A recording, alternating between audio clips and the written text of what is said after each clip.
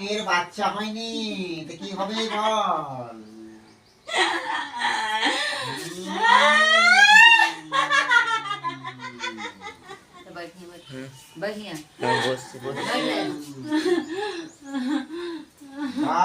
তোকে বাচ্চা দিতে হবে তো।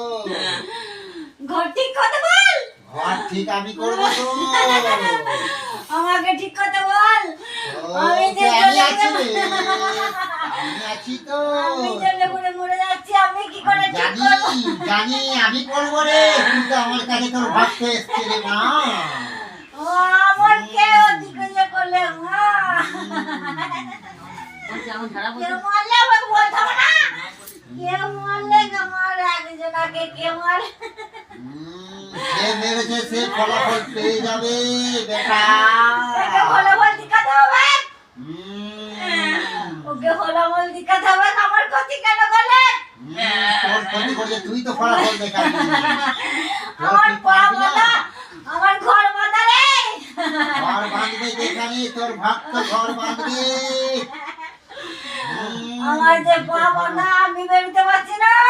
আমি ঠিক করবো, তোকে তো বেঁধে রেখেছে, তোকে বাঁধন দিয়ে রেখেছে রে। তার জন্যই তো মা পদ্মাবতী তোকে ধরে ফেলেছে। তুই ভক্তের মাথায় আজকে নামলি, এটা আমি দেখেছি। তুই চিন্তা করিস না, আমি আছি।